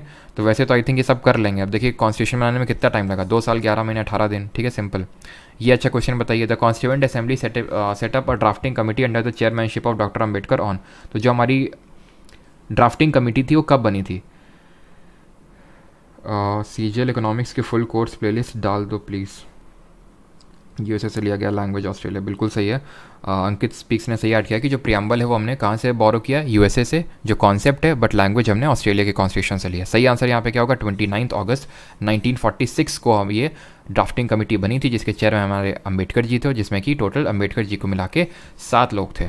31st first draft of Indian Constitution was prepared by, भारतीय संविधान का पहला आखिरी क्वेश्चन है, इसके बाद हम लोग पार्ट्स ऑफ कॉन्स्टिट्यूशन देखेंगे। तो भारतीय संविधान का पहला मसौदा किसके द्वारा तैयार किया गया था, तो सही आंसर इसमें क्या होगा, first draft of Indian Constitution was prepared by हमारे ये थे KM sorry B N Rao, ठीक है, बी एन राव जो कि हमारे कॉन्स्टिट्यूशनल एडवाइज़र भी थे, ठीक है, he was the constitutional adviser, यानी कि या फिर इनको लीगल एडवाइज़र भी बोलते हैं, संवैधानिक सभा के लीगल एडवाइज़र, ठीक है, संवैधानिक सलाहकार था। वही सेम क्वेश्चन आपके बार बार रिपीट हो रहे हैं जो कि हम लोग पहले ही कर चुके हैं, ठीक है। अब आते हैं पार्ट्स ऑफ इंडियन कॉन्स्टिट्यूशन पे। पार्ट्स ऑफ इंडियन कॉन्स्टिट्यूशन, संविधान के भाग।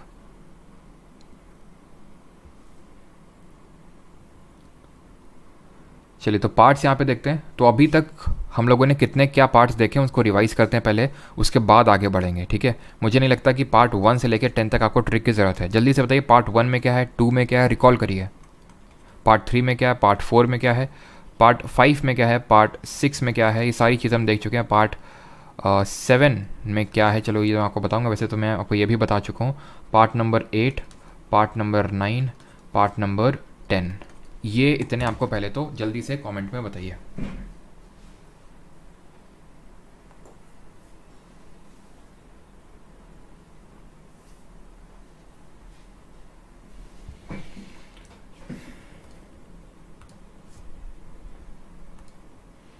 तो सही आंसर यहाँ पे क्या होगा, पार्ट 1 की अगर हम बात करें तो इससे हमने क्या पढ़ा था, यूनियन एंड टेरिटरी, ठीक है, यूनियन एंड टेरिटरी यानी कि संघ व उसके राज्य क्षेत्र।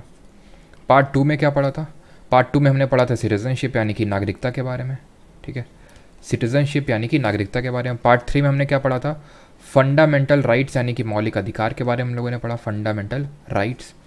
पार्ट नंबर 4 में हमने क्या पढ़ा, इसमें हमने पढ़ा डीपीएसपी यानी कि राज्य के नीति निर्देशक सिद्धांत पढ़े। पार्ट 5 में हमने पढ़ा यूनियन यानी कि संघ के बारे में। जब संघ की बात करते हैं तो पार्लियामेंट, यूनियन एग्जीक्यूटिव हमने पढ़ा 52 से 78, फिर हमने पार्लियामेंट पढ़ा 78 से लेके 123 तक, फिर हमने इसकी फेडरल जुडिशरी यानी कि सुप्रीम कोर्ट के बारे में पढ़ा 124 से लेके 147 तक, ठीक है। फिर अगर हम बात करें पार्ट 6 में आता है आपका स्टेट गवर्नमेंट के बारे में। पार्ट 7 में अगर हम बात करें, ये इट वॉज रिपील्ड यानी कि इसको ख़त्म कर दिया गया था, अबॉलिश कर दिया गया था। कौन से अमेंडमेंट से मैंने आपको बताया भी था, 7th अमेंडमेंट। वही 7th अमेंडमेंट जिसने ये बोला था कि आपका हाई कोर्ट जो है वो मल्टीपल स्टेट या यूटीज़ को सर्व कर सकता है, एक गवर्नर मल्टीपल स्टेट्स का गवर्नर हो सकता है। वही 7th अमेंडमेंट जो कि 1957 में आया था और स्टेट रीऑर्गेनाइजेशन एक्ट के तहत आया था, जिसने कि जो हमारा स्टेट्स का क्लासिफिकेशन था part A, part B, part C, part D, इस तरह से उसको एबॉलिश किया था। Part number 8। अब मुझे आप बताओ स्टेट के बाद आप क्या रखोगे, पहले अगर यूनियन है फिर स्टेट है तो उसके बाद आप यूटी रखोगे ना, यूटी रखोगे, केंद्र शासित प्रदेश। भाई यूनियन हो गया, स्टेट हो गया, अब कौन बचा, यूटी बचा। अब यूटी भी हो गया, अब कौन आएगा, अब हमारी लोकल गवर्नमेंट आएंगी। हमने कल ही पढ़ा है कि पार्ट नंबर 9 जिसको कि 73rd अमेंडमेंट से ऐड किया गया, 73rd कॉन्स्टिट्यूशनल अमेंडमेंट से ऐड किया गया था, ये बात करता है पंचायत की। अब पार्ट 9 में इसके और दो कंपोनेंट पार्ट 9 के अंदर जो कि है पार्ट नंबर 9A और पार्ट नंबर 9B। अगर हम बात करें पार्ट नंबर 9 तो पंचायत की बात करता है, और पार्ट नंबर 9A जो है वो बात करता है म्यूनिसिपैलिटी यानी कि नगर पालिकाओं की। तो पंचायत की अगर बात करें 73rd अमेंडमेंट से ऐड हुआ, ठीक है। और आर्टिकल तो आपको पता ही है 243 से 243O, कल ही हम लोगों ने सारे आर्टिकल्स देखे थे। अच्छा जल्दी से आपसे मैं पूछता हूँ, आर्टिकल नंबर 243F में क्या दिया हुआ है, जल्दी से ट्रिक के साथ मैंने आपको बताया था ये सारी चीज़ें। तो म्यूनिसिपैलिटीज़ आपकी 74th अमेंडमेंट से ऐड हुई। और पार्ट नंबर 9B की अगर बात करें, बात करते हैं सहकारी समितियों यानी कि कोऑपरेटिव सोसाइटीज़, ठीक है, कोऑपरेटिव सोसाइटी की बात करता है पार्ट नंबर 9B, जिसको कि हमने ऐड किया था 97th कॉन्स्टिट्यूशनल अमेंडमेंट से। और एफ से फेल यानी कि ये बात करता है डिस्क्वालिफिकेशन किन किन ग्राउंड्स पे हो सकता है और किन ग्राउंड्स पे नहीं हो सकता, यानी कि किसी को डिस्क्वालीफाई नहीं किया जा सकता अगर किसी की एज 25 नहीं हुई है, क्योंकि एज मिनिमम चाहिए 21 साल आपका अगर आपको चुनाव लड़ना है तो ये हमने देख लिया। पार्ट नंबर 10 नहीं देखा भी, ओके सॉरी, ठीक है। तो एक सेकेंड, पार्ट नंबर 10 नहीं देखा भी, शेड्यूल्ड एंड ट्राइबल एरियाज़, ठीक है, शेड्यूल्ड एंड ट्राइबल एरियाज़, ठीक है। तो ये हम लोगों ने पार्ट नंबर 10 तक देख लिया। अब यहाँ पे हम आते हैं पार्ट नंबर 10 तक तो आपको ट्रिक की ज़रूरत नहीं है। अब यहाँ पे आपको ट्रिक बता दूंगा जिससे कि आपको सारे बाकी के भी याद हो जाएंगे, ठीक है। तो पार्ट नंबर 10 तक हमें यहाँ तक याद हो गए, आर्टिकल्स यहाँ पे आपके सारे लिखे हुए हैं। एक चीज़, एंड वो एक चीज़ ये है कि अगर हम पार्ट्स ऑफ इंडियन कॉन्स्टिट्यूशन की बात करें तो ओरिजिनली यानी कि मूलतः यानी कि 26 नवंबर 1949 को हमारे कॉन्स्टिट्यूशन में पार्ट्स थे 22। बट अगर हम एट प्रेजेंट बात करें, एट प्रेजेंट यानी कि मौजूदा समय में, तो ये हमारे संविधान में कितने भाग हैं, 25 भाग हैं। एक्चुअल में 4 ऐड किए गए थे, 4 जोड़े गए थे, बट अभी मैंने बताया कि 7th अमेंडमेंट से जो 7वां वाला था उसको हटा दिया गया था, तो 4 जोड़े गए, 1 हटा दिया गया, तो कितना नेट इंक्रीज़ कितना हुआ, 3 पार्ट का हुआ, ठीक है। तो 25 पार्ट है हमारे। वैसे में 22 तक पढ़, मतलब इसी में कंटेंट है, ऐसा नहीं है कि वो अलग से कुछ है आपका, इसी में कंटेंट है। वो जो 22 आप देख पा रहे हैं इसी के अंदर ही 25 पार्ट हैं। कैसे, अब देखिए 14 आपके पार्ट नंबर 9 के अंदर ही 9A 9B 9 ऐसे वो डला हुआ है, ठीक है। Part number 9 9A 9B, part 4 में पार्ट 4A है, ठीक है। अभी पार्ट 14 में पार्ट 14A है। तो इसी तरह से वो पार्ट के अंदर ये सब क्लॉज जब जुड़ गए हैं तो वो टोटल मिला के 25 पार्ट हो गए हैं। Is that clear? तो पार्ट नंबर ये आपका 10 तक याद हो गया। अब यहाँ पे ट्रिक देखिए कि पार्ट नंबर 11 से कैसे याद करना है, या फिर एक काम करिए, ये जो पार्ट नंबर 11 है इसको भी याद कर लीजिए, that is relation between union and state. इसके बाद चालू करते हैं, बस एक और याद कर लीजिए, दैट इज़ पार्ट नंबर 11 जो बात करता है relation between union and state, यानी कि संघ व राज्यों के बीच में क्या रिलेशंस होंगे, relations between union and states. अब इसके बाद हम लोग ट्रिक्स याद कर लेते हैं फ्रॉम पार्ट नंबर 12। अब पार्ट नंबर 12 से कैसे याद करेंगे वो ध्यान से सुनिएगा। ट्रिक कुछ इस तरह से आपकी कि फॉरेन टूवर्ड्स, ठीक है, foreign towards sound to expensive, ठीक है, too expensive, foreign towards sound to expensive. अब ये किस तरह से हमें याद करना है, एफ से यहाँ पे क्या है, देखो ये पार्ट नंबर 12 है, ये हमें बताएगा, ये पार्ट नंबर 13 है आपका, ये पार्ट नंबर 14 है, ये पार्ट नंबर 14A है, ये पार्ट नंबर 15 है। तो अगर हम इसकी 12th की बात करें, that talks about finance property and contracts, finance property and contracts, यानी कि वित्त और संपत्ति के बारे में बात करता है। अगर हम हिंदी में बात करें कॉन्ट्रैक्ट्स, टूवर्ड्स टी से हो जाएगा आपका ट्रेड एंड कॉमर्स या फिर ट्रेड एंड इंटरकोर्स, ठीक है, ट्रेड एंड कॉमर्स, यानी कि वाणिज्य के बारे में बात करता है ये हमारा, ठीक। फिर है हमारा एस, साउंड, एस से है आपका सर्विसेज, ठीक है, सर्विसेज, याद करिए सर्विसेज। पार्ट नंबर 14 में हमने क्या पढ़ा था, यूपीएससी, स्टेट पीएससी और ज्वाइंट पीएससी, ये पढ़ा था। तो सर्विसेज के बारे में तो बात कर रहा है। फिर पार्ट नंबर 14A मैंने आपको बताया था, याद करो, ट्रिब्यूनल्स बताया था, जिसको 42nd अमेंडमेंट से जोड़ा गया, ट्रिब्यूनल्स को इसको जोड़ा गया 42nd अमेंडमेंट से। और इसमें 2 ही आर्टिकल हैं, 2 आर्टिकल क्या हैं, देखो 315 से लेकर 323 तक में है इसमें आर्टिकल, यही तो हमने पढ़ा था। यूपीएससी, स्टेट पीएससी और जेपीएससी 315 से लेकर 323, इसमें है 323A और 323B।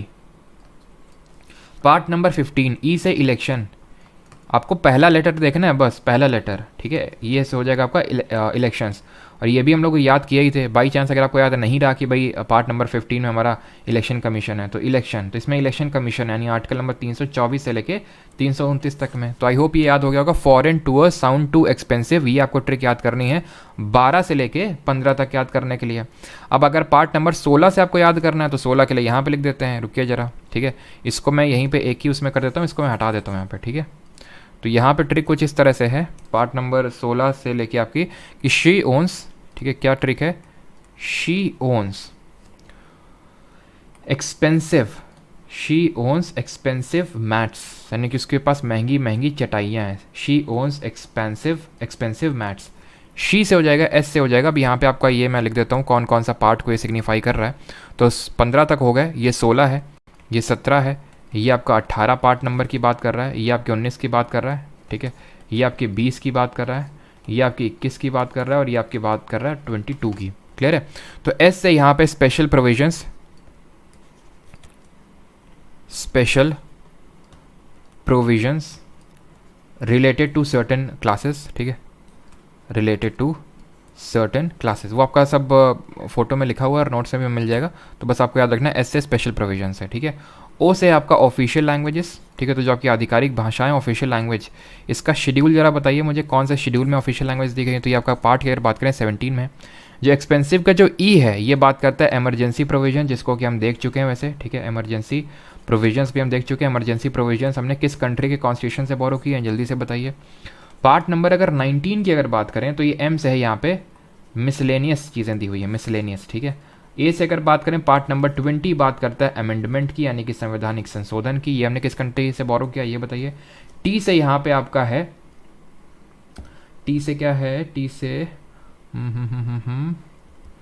टी से क्या है, टी से एक बार देखना पड़ेगा यहाँ पे। टी से हाँ, ये टेम्पररी, ट्रांजिशनल और स्पेशल प्रोविजंस, ठीक है। और एस से आपका शॉर्ट टाइटल, उतना इंपॉर्टेंट नहीं है, ठीक है, यहाँ पे लिख देता हूँ मैं टेम्पररी टाइटल, और यहाँ से आपका शॉर्ट प्रोविजंस, उतना इंपॉर्टेंट नहीं, तो कभी शायद ही कभी एसएससी ने पूछे हुए हैं आपके, ठीक है। तो यहाँ पे इमरजेंसी प्रोविजंस हमने किसी कंट्री से बोरो नहीं किए, गवर्नमेंट ऑफ इंडिया 1935 से बोरो किए हैं।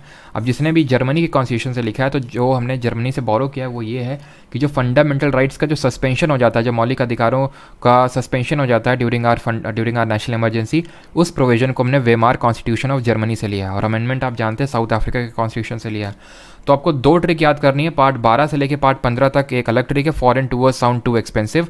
पार्ट नंबर 16 से लेके पार्ट नंबर आपका 22 तक है, मतलब एक्चुअल में अगर देखा जाए तो बीच बीच में घुसे हुए टोटल 25 पार्ट हैं। वो भले 22 साउंड कर रहे हैं, बिकॉज अभी मैंने आपको बताया जैसे पार्ट नंबर 14 में 14A घुसा हुआ है, पार्ट नंबर 9 के अंदर 9A 9B है, तो उस तरह से आपके टोटल मिला के 25 हो जाते हैं वो। तो स्पेशल ये शी ओन्स एक्सपेंसिव मैट्स, तो she says special provisions related to certain classes. ओन से हो गया ऑफिशियल लैंग्वेज, जो कि हमारा 8th शेड्यूल में दिया है। कितनी भाषाएं दी हुई हैं? 22। पहले कितनी थी? 14 थी, अभी 22 हैं। एक्सपेंसिव ई से इमरजेंसी प्रोविजंस, ठीक है, जो कि 18 नंबर में है। 19 में अगर बात करें मिसलेनियस की बात करता है। 20th आपका अमेंडमेंट की बात करता है। टी से आपका टेम्प्रेरी टाइटल्स वगैरह है। और 22, ठीक है, 22 में शॉर्ट प्रोविजंस वगैरह। आई होप यहाँ तक सभी को हो गया है याद। बताइए क्या क्वेश्चंस लगाए जाएँ अभी? She seems rich. आपातकाल जर्मनी गलत है, ठीक है, जर्मनी गलत है। जिन लोगों ने जर्मनी बोला है सबका गलत है, बिकॉज प्रोविजंस ऑफ इमरजेंसी हम लोगों ने लिए हैं गवर्नमेंट ऑफ इंडिया 1935 से। क्वेश्चंस लगाए जाएं। याद हो गए सभी को भी सारे पार्ट्स? 1 से लेके 10 तक तो हमें पहले याद थे।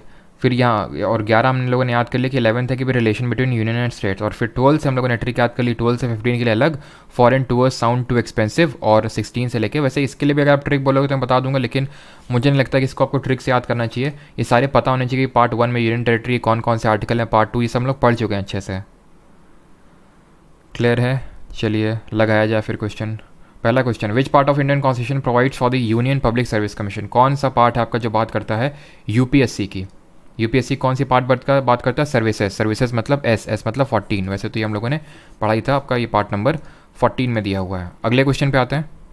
सर रेसेस, अच्छा रेसेस अभी क्वेश्चन कर लो, फिर रेसेस ही रेसेस लेना 2 दिन का, ठीक है। और 2 दिन में पूरी पॉलिटी रिवाइज कर लेना। परसों टेस्ट होगा संडे को, और मंडे से स्टार्ट करेंगे biology. Part number 3 of constitution, इसमें क्या दिया हुआ है? फंडामेंटल राइट्स यानी कि मौलिक अधिकार आपके दिए हुए हैं। सिंपल ड्यूटीज़ आपकी पार्ट नंबर 4A में दी हुई है। नागरिकता आपके पार्ट 2, डीपीएसपी अगर पार्ट नंबर 4 यानी कि part number 4, fundamental duties part 4A में। Clear? Which part of Indian constitution deals with the state and legislature? तो स्टेट और लेजिस्लेचर से part number 6 deal, part number 6 कहाँ है? पार्ट नंबर 6 डील करता है। पार्ट नंबर 7 आपका रिपील किया जा चुका है 7th अमेंडमेंट से। पार्ट नंबर 4 आपका डीपीएसपी से डील करता है। पार्ट नंबर 5 आपका डील करता है यूनियन से। Question number 4, which part of constitution deals with citizenship? नागरिकता से कौन सा भाग संबंधित है? तो भाग नंबर 2 यानी कि part number 2, option number C यहाँ पे सही आंसर होगा। अगला क्वेश्चन है, part dash of the Constitution of India deals with fundamental rights. Sir reproduction पढ़ाइए। अच्छा, भारत के संविधान का भाग डैश संविधान के संशोधन से संबंधित है? 18, 13, 20 या फिर 10? तो सही आंसर क्या होगा? अमेंडमेंट की बात हो रही है, part number 20, option number C. Part dash of constitution of India, रटे होने चाहिए आपको, ये रटे होने चाहिए, ठीक है। अब जो इक्का दुक्का जो मिसिंग है, इसीलिए मैं आपको ये क्वेश्चंस करा रहा हूँ, ताकि जो अगर कुछ मिसिंग है आपका वो इससे कवर अप हो जाएगा, वो सारे जो मिसिंग होल्स हैं वो भर जाएंगे आपके। Part, which part deals with the 40 रुपये? Sir please read previous super chat. Previous super chat क्या थी? पहले भी किसी ने भेजा क्या? वो कैसे पता चलेगा मुझे? कैसे पता चलेगा किसने क्या प्रीवियस सुपर चैट भेजा? चलो, तो इसमें कौन सा पार्ट है जो डील करा ट्रेड एंड कॉमर्स है? Freedom of trade and commerce, ये है हमारा part number 13, option number D याद करिए। Foreign towards sounds too expensive, तो एफ से आपका फाइनेंस, प्रॉपर्टी और कॉन्ट्रैक्ट्स, और अगर टी से बात करें ट्रेड एंड कॉमर्स, तो ये है आपका पार्ट नंबर 13। 20 अमेंडमेंट की बात करता है। Part 10 scheduled and tribal areas की बात करता है। पार्ट नंबर 15 की अगर बात करें तो इलेक्शंस की बात करता है, that is Election Commission of India. Which article of constitution of India declares that laws inconsistent with part 3 before the commencement of the Constitution of India 1950 are void? भारत के संविधान का कौन सा अनुच्छेद घोषित करता है कि भारत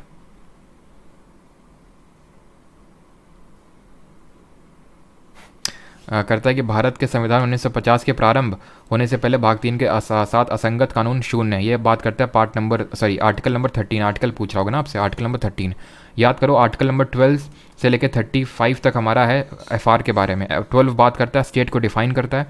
13 बोलता है कि any law made which is in contravention with the fundamental right shall be declared null and void. अगर कोई भी ऐसा कोई कानून बना जो मौलिक अधिकारों के विरोधाभास में है तो उसको नल एंड वॉइड डिक्लेयर करने का पावर हमारे जुडिशरी के पास है। अब इसमें कुछ इंपॉर्टेंट चीज़ें ये हैं कि इसमें सारे लॉ कवर हैं, permanent laws, temporary laws, bylaws, ordinance तक कवर्ड है, याद रखना।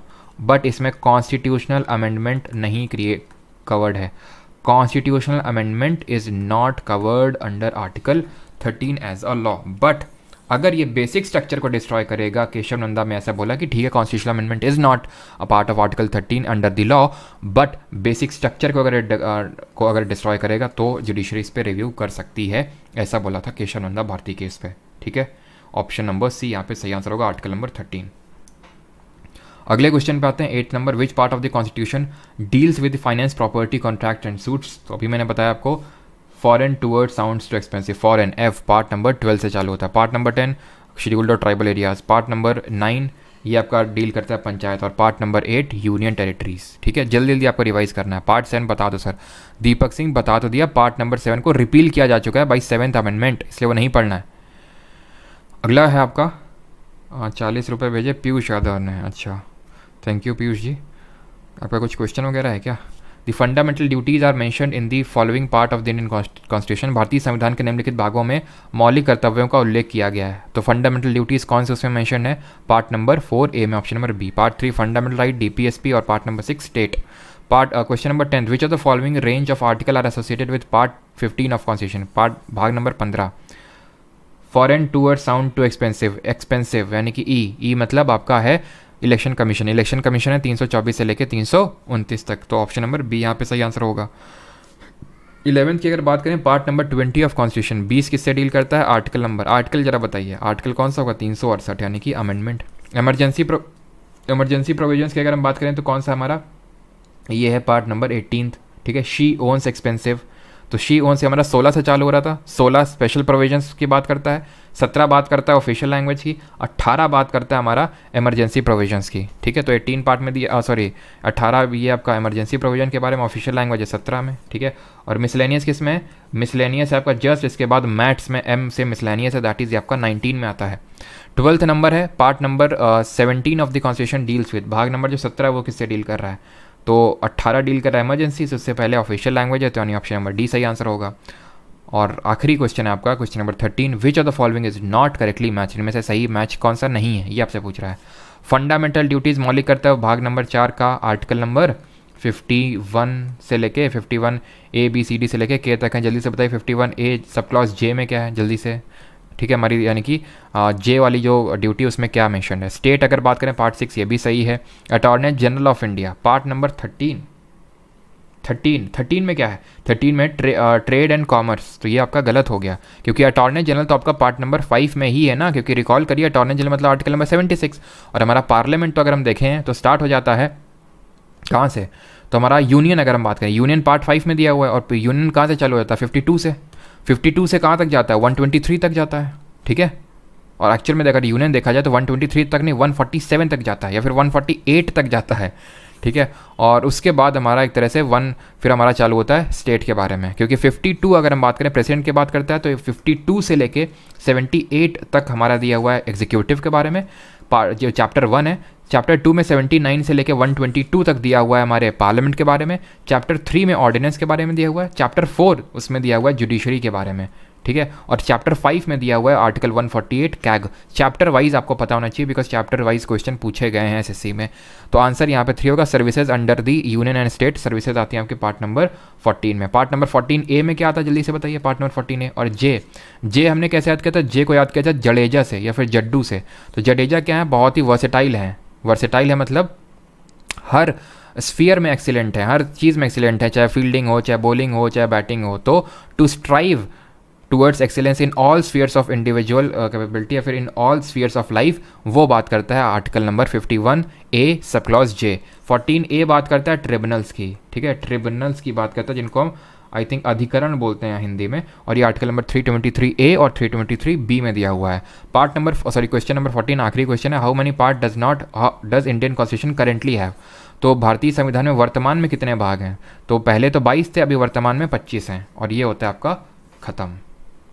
सारे सबको पार्ट्स याद हो गए? तो बहुत लोग बोलते हैं सर पार्ट्स करवा दीजिए, पार्ट्स करवा दीजिए। 101 रुपये भेजें क्या यार ने? Sir big fan, can you tell the sequence and number of classes in the upcoming GS classes? I scored 30 in pre, I score 30 in pre sir, mains में भी अच्छा करना। तो अच्छा स्कोर है, ठीक है, बढ़िया स्कोर है, 30 आपका नंबर प्रीलिम्स में। और can you tell the sequence and number of classes in the upcoming GS classes? क्या यार, कल आई थिंक आप बैच में एनरोल नहीं हो गए, क्योंकि कल हम लोगों ने प्राइवेट टेलीग्राम किया था, आपको बताया था। मैं ये नहीं बोल रहा हूँ कि बैच में एनरोल करोगे तभी बताऊँगा। तो मैं ये बोल रहा हूँ कि इसके बाद हम लोग बायो करेंगे, ठीक है। आपके मेंस तक बायो और ज्योग्राफी पूरी ख़त्म हो जाएगी। PYQ सीरीज़ आपकी चल रही है। अगर आप मेंस के लिए प्रिपेयर कर रहे हो तो आप PYQ सीरीज़ को फॉलो करते रहो। इसमें आपको जो भी अगर ज़रूरत लगती है कि भाई मुझे ये चैप्टर नहीं आता, जैसे फॉर एग्जांपल अगर आपको लगता है सेल चैप्टर मुझे बहुत अच्छे से आता है, तो आप उसको मत देखो, सिंपल सी बात है। आप अपने से PYQ सेशन में जो मैं आपको करवा रहा हूँ उससे करते रहो। अगर आपको कोई चैप्टर लगता है कि भाई मुझे टिश्यूज़ चैप्टर नहीं आता है या फिर मुझे रेस्पिरेशन समझ नहीं आता है, तो आप यहाँ पे इसी वजह से मैंने लाइव क्लासेस फ्री कर रखी ताकि आपको बैच में एनरोल करने की ज़रूरत ना पड़े। अगर आपको लगता है कि बस इक्का दुक्का के लेक्चर का हमें नीड है तो वो यहाँ से कर लो। बाकी PYQ सीरीज़ में रेगुलर रहो, और निट्टो वाली जो सीरीज़ चल रही है उसमें आप रेगुलर रहो, ठीक है। इतने में आप रेगुलर रहो, इससे आपको ऑलमोस्ट सारी चीज़ें कवर हो जाएंगी। बाकी अगर 11 वाली क्लास में बात करें, पॉलिटी आज खत्म हो गया है, बायो भी हो जाएगा और ज्योग्राफी भी पूरा आपके मेंस तक ये तो पक्का हो ही जाएगा। बाकी जो एक्स्ट्रा होता है वो जितना भी होता है मैं बता नहीं सकता हूँ, लेकिन इतना हो जाएगा। बाकी आप उसमें कवर करते रहो। और बाकी तो ये है कि मैं शॉर्ट्स वीडियो भी डाल रहा हूँ जिससे कि आपका स्टैटिक वाला पोर्शन, वैसे तो मेंस में उतना ज़्यादा स्टैटिक पूछा नहीं गया, ठीक है, वैसे तो स्टैटिक उतना ज़्यादा पूछा नहीं गया, राइट, लेकिन फिर भी मैं आपको करवा दूंगा फायर, ओके। तो फिर भी मैं आपको ये YT शॉर्ट्स के थ्रू स्टैटिक वाला पोर्शन कंप्लीट करवा रहा हूँ, मतलब कंप्लीट इन द सेंस वैसे तो इस बैच में कवर करेंगे ही, बट फिर भी मैं छोटे छोटे वीडियो से आपको करवा रहा हूँ। जैसे आज आपको मिलेगा आई थिंक क्या YT शॉर्ट में मिलेगा, आज मिलेगा भरतनाट्यम के एक्सपोनेंट को याद करने की पूरी ट्रिक। फिर आपको मिलेगा कि कैसे अगर आपको पार्लियामेंट के सारे आर्टिकल याद हैं तो आपको कैसे, सर UPSC के लिए कुछ दया करिए, अच्छा। तो अगर आपको सारे आर्टिकल याद हैं पार्लियामेंट वाले, तो स्टेट लेजिस्लेचर के आर्टिकल आपको याद करने की ज़रूरत ही नहीं है। उसकी एक ट्रिक पे अभी शॉर्ट वीडियो आपको मिलेगा। तो आज वो आ नहीं पाया, 8 AM पे आपको आना रहता है, बट थोड़े से कुछ होता है ना, जैसे कि बना के भेजते हैं तो फिर मैं बोलता हूँ ये चीज़ कमी है, फिर ये स्पेलिंग मिस्टेक हो गई, तो उसकी वजह से कभी कभी हो जाता है कि नहीं आ पाता है। क्या यार ने फिर से 100 रुपये भेजे हैं? नहीं सर, मैं एनरोल किधर होना है, निट्टो और भी चलेगा क्या? अरे भाई इतना पैसा मत भेजो नहीं मेरी आंखें भर आएंगी, तुम कैसा कर रहे हो ये? तुम ऐसे भी लिख दो तो मैं पढ़ूंगा भाई कमेंट, ऐसा मत सोचा करो कि मतलब पैसे भेजने की ज़रूरत है, ठीक है। नहीं सर, मैं एनरोल किधर होना है, निट्टो और भी चलेगा? एनरोल नहीं होना क्या यार जी, मैं आपको बता दूं कि निट्टो फ्री चल रही है आपकी, PYQ भी फ्री चल रही है, ये 7 PM पे क्लास होती है। निट्टो सैटरडे संडे को 7 PM पे होता है, ये डेली 7 PM पे। अब एक दिन का आप लोग ब्रेक बोल रहे हो तो एक दिन का ब्रेक मैं दे देता हूँ, जैसे कल ब्रेक था। बाकी 7 PM पे लेक्चर रहता है, ठीक है। अभी ये लाइव रहता है, आगे मैं कोशिश करूँगा इसको रिकॉर्डेड फॉर्म में इसको मैं डालूं, ठीक है, ताकि और प्रोडक्टिविटी निकल के। और निट्टो आपका रहता है ये तो लाइव ही रहेगा, बिकॉज लाइव ही मैं आपसे सॉल्व कराऊंगा, तभी मुझे समझ में आएगा कि आप ट्रिक अप्लाई कर पा रहे हो कि नहीं कर पा रहे हो। वो सैटरडे संडे के दिन होगा, ठीक है, सैटरडे संडे को निट्टो होता है, और बाकी 7 PM पे PYQ सीरीज़। बस यही है जो पेड लेक्चर है जो अभी चल रहा है, जिसको मैंने फ्री कर रखा है यूट्यूब पे, ठीक है। क्लियर है क्या यार जी? अब आपने इतने रुपए भेजे हैं तो स्पेशल अटेंशन तो देनी पड़ेगी और ऐसा ज़रूरी नहीं है, मैं वैसे तो सबके आंसर कर देता हूँ, ठीक है। इससे ये मैसेज बिल्कुल ना जाना चाहिए कि सर उन्हीं के कमेंट पढ़ते हैं जो पैसे भेजते हैं, ठीक है, ऐसा बिल्कुल नहीं है। मैं पूरी कोशिश करता हूँ कि जिसका भी है। अब आप ये भेजोगे कि सर शादी होगी कि नहीं हो गई, फेस कब दिखाओगे, तब वो मैं जानबूझ के अवॉइड करता हूँ, ठीक है, तो वो मत सोचा करो, है ना, कि अवॉइड। बाकी तो जो ग्रुप में है उनके लिए मैं प्लान कर रहा हूँ कि एक डाउट डिस्कशन ग्रुप आपके लिए अलग से बना दिया जाए, ठीक है, जहाँ पे आप लोग अपना डिस्कशन कर सको। वो भी यूट्यूब पे होगा क्या? मतलब समझा नहीं प्रसन्ना वाघमारे, क्या वो यूट्यूब पे होगा? हाँ, आनंद शर्मा बोल रहे हैं मेरा कमेंट नहीं पढ़ रहे हैं, अच्छा। क्या यार ने फिर से 100 रुपये भेजे और अब लिख रहे हैं कि my name is Shubham, comments गायब हो जाता है, that's why where to join your classes. क्या कर रहे हो भाई? मतलब अगर ज़्यादा है तो मैं फ़ोन पे देता हूँ ना अपना भी, है ना। इसमें क्या होता है ना, यूट्यूब काट लेता है। दिक्कत इस बात की है। ठीक है, तो मैंने शुभम, तो शुभम जी, अब आपको मैं पर्सनल नंबर देता हूँ, आपको वो कुछ भेजने की ज़रूरत नहीं है, ठीक है। आप नंबर ले लो मेरा, और अब वही दिक्कत है, मैं नंबर दूंगा तो सबको होगा और फिर सब सारे अपने भेजेंगे। तो शुभम नाम है आपका, कमेंट गायब हो जाता है, that is why way to join a classes. क्या यार, आपको क्लासेस ज्वाइन करना के लिए कहीं कुछ जाने की ज़रूरत नहीं है। यूट्यूब पे ही 7, ये जो क्लास चल रही है, सारी क्लासेस यूट्यूब पे होती हैं। बस ये क्लास रिकॉर्डेड फॉर्म में यहाँ पे नहीं मिलती है, बिकॉज ये बैच की क्लास है, जो जिन लोगों ने बैच में एनरोल कर रखा है, रिकॉर्डेड फॉर्म में वहाँ पे, और उसके नोट वहाँ पे मिल जाते हैं। 7 PM पे शाम के 7 बजे होता है। शाम के 7 बजे क्या होता है, सेशन होता है, वो फ्री होता है, रिकॉर्डिंग भी रहती है। बस उसके नोट्स अगर आप चाहो तो खुद से बना सकते हो। उसके नोट्स अगर वो हैंड रिटन में आईपैड फॉर्मेट में चाहिए, बहुत ही अच्छे फॉर्मेट में, तो वो उसका कुछ सब्सक्रिप्शन मॉडल है, वो पेड नहीं है। जो लेक्चर है या फिर जो मैं पीपीटी वगैरह शेयर करूँगा, निट्टो भी पूरी तरह से फ्री है, बस ये कि नोट्स का सब्सक्रिप्शन है। और ये जो चल रहा है, ये बैच है एक तरह से फाउंडेशन बैच। अगर आप मेंस के लिए प्रिपेयर कर रहे हैं तो आप पीवाईक्यू सीरीज़ और निट्टो को ही फॉलो कर सकते हैं, वो भी इनफ है। क्लियर है?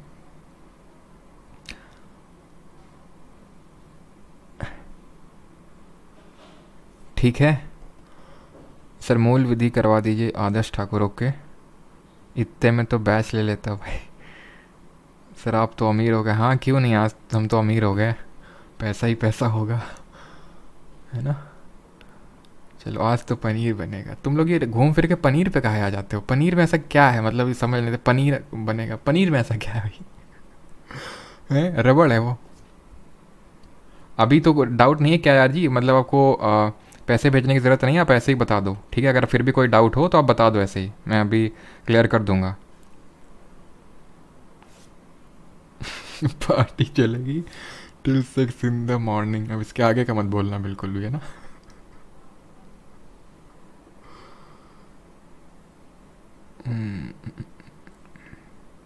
सर आप नॉन वेज हो क्या? यार ने फिर से 100 रुपये भेजे सर। 6.5 मार्क्स आए थे प्री में 2023 में, 30 आए। 2022 में 6.5 नंबर थे, और 2023 में 30 नंबर थे। Love you sir, how to contact you. अरे यार तुम, हमने तुम्हें रुला दिया, अब तो नंबर बताना ही पड़ेगा भाई। और कोई मैसेज नहीं करेगा, सिर्फ क्या यार जी मैसेज करेंगे अब। ठीक है, क्या यार जी मैसेज करेंगे। और चलो नंबर देता हूँ, ठीक है। और शुभम जो भी डाउट हो तो भेज देना, ठीक है। और भाई वैसे कोई मैसेज नहीं करेगा, ठीक है, सबके मैं नहीं देख पाऊँगा। 8840, या तो क्या यार तुम ऐसा करना, ठीक है, नंबर दे दूंगा तो मेरे लिए दिक्कत हो जाएगी। तुम ऐसा करना, वैसे तो नंबर है काफ़ी लोगों के पास। इंस्टाग्राम का एक शॉर्ट देखना, ठीक है, वाईटी शॉर्ट अभी जो मैंने डाला था लेटेस्ट वाला, जिसमें कि मैंने मेघालय की ट्रिक बताई है, ठीक है। मेघालय की जिसमें मैंने ट्रिक बताई है, और उसमें मैंने कमेंट में इंस्टाग्राम का लिंक दिया है, तो वहाँ पे मुझे मैसेज करना, ठीक है। तुम जो भी तुम्हारा अब डाउट हो, मैंने तो वैसे क्लियर कर दिया है। अब पता नहीं तुम्हारा क्या डाउट है। अब ठीक है, अच्छी बात है कि तुम्हारे 30 नंबर, मतलब पहले 6.5 नंबर थे। ठीक है, तुम्हारा प्यार है मेरे लिए, तो ठीक है, प्यार को व्यक्त कर सकते हो, वैसे भी कर सकते हो, लेकिन कोई ऐसा मैंडेशन नहीं है ना। पेन कॉपी कहाँ है? अब हमको पार्टी चाहिए। अच्छा ठीक है, तो क्या यार, नहीं शुभम जी, आप मैसेज कर सकते हो इंस्टाग्राम पे। इंस्टाग्राम का लिंक आपको लेटेस्ट वीडियो के शॉर्ट मिल जाएगा वहाँ से, ठीक है। और बाकी आपके इतने अच्छे नंबर आए, और अगर बहुत बहुत आपको कॉन्ग्रेचुलेशंस, और बहुत बहुत थैंक्स।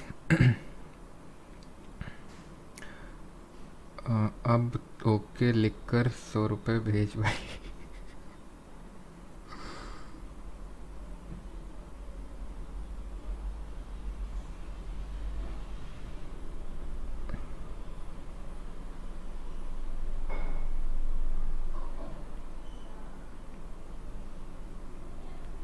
आशु दलाल, अनअवेलेबल वीडियो। अभी मैंने बताया कि वो परमार एकेडमी ऐप पे है, या फिर हमको नहीं देते अटेंशन। अच्छा, तो वो आपके एप्लीकेशन पे आपको मिल जाएंगी, ठीक है। एप्लीकेशन पे सारी क्लासेस अवेलेबल हैं, परमार एकेडमी ऐप, या फिर वेबसाइट पे www.parmaracademy.in। चलिए भाई, थैंक यू सभी को, और उम्मीद करते आज जो है कितनी धनराशि, आज काफ़ी धनराशि लेके घर जाने वाले हम। इतनी धनराशि का हम क्या करेंगे, पूछा नहीं तुम लोगों ने? इतनी धनराशि का आप क्या कीजिएगा? फिर भेजें 101 और अब लिख रहे हैं ओके सर मुझे ज्योग्राफी और साइंस में प्रॉब्लम है। आज चलने देते हैं इसको ना आज स्ट्रीम को चलने देते हैं, आज बंद नहीं करते हैं। ओके सर मुझे ज्योग्राफी और साइंस में प्रॉब्लम है। तो आपका ज्योग्राफी और साइंस में प्रॉब्लम है ना, तो ज्योग्राफी और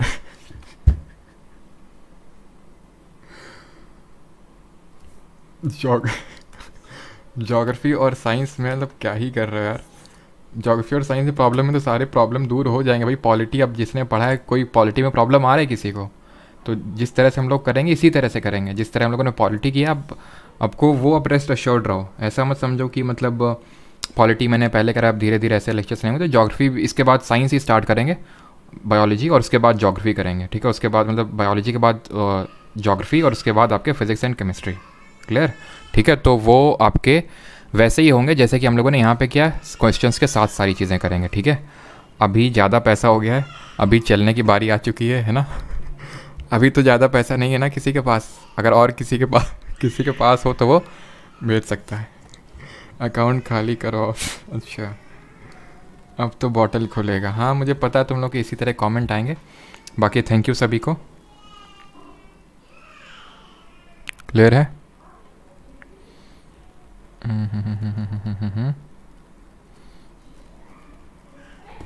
चलिए, और अभी मेरी जो भतीजी है वो भी रोने लगी है अभी, ठीक है। शायद वो उससे भी रहा नहीं जा रहा है आई थिंक। तो अभी बंद करते हैं, वो भी कहीं ना कहीं सिग्नल कर रही है क्लास को ऑफ करने के लिए। चलिए थैंक यू। चला 6000 पूरा करवा लीजिए। 6000 मतलब सगुन मिल गया 101 का। Thank you. चलिए भाई थैंक यू, मिलते हैं मंडे को, ठीक है। तो रिवीजन करना आप इसका, और रिवीजन करने के बाद टेस्ट आप अटेम्प्ट करना संडे को। और आप लोगों ने बोला था कि टेलीग्राम पे सर टेस्ट हम अटेम्प्ट नहीं कर पाते हैं ऐसा वैसा, तो एप्लीकेशन पे नहीं होगा। तो मैं कल वाला जो मतलब संडे वाला टेस्ट होगा उसको एप्लीकेशन पे करवा लेंगे, और फिर आप अपने हिसाब से चूज़ कर लेना, ठीक है। क्या यार ने फिर से 100 रुपये भेजे भाई, क्या कर रहे हो अब तुम? मतलब शुभम तुम क्या कर रहे हो? एपेक्स एम्परर ने 20 रुपये भेजे। आज तो लगता है कि भाई मैं तो सच में अमीर हो जाऊँगा तो क्या हो रहा है ये? ठीक है, लाइव एंड करो सर। हम सबका पेट फीस क्या यार अभी पे कर रहे हैं? अच्छा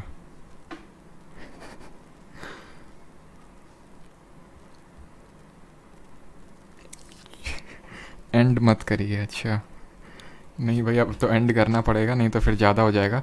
तो जो टेस्ट होगा मैं बस इतना बता रहा हूँ कि परमार एकेडमी ऐप पे होगा, और फिर उसके बाद मैं पोल करवा लूँगा कि आपको किस में सही लग रहा है, टेलीग्राम पे फिर ऐप में। बिकॉज मेरे को मेहनत उतना ही लगता है, तो मेरे लिए तो और बेटर है कि मैं आपको ऐप में करवा दूँगा। हमेशा के लिए अवेलेबल रहेगा, उसमें भी आपकी रैंकिंग आएगी ऐप में, ऐसा कुछ नहीं है।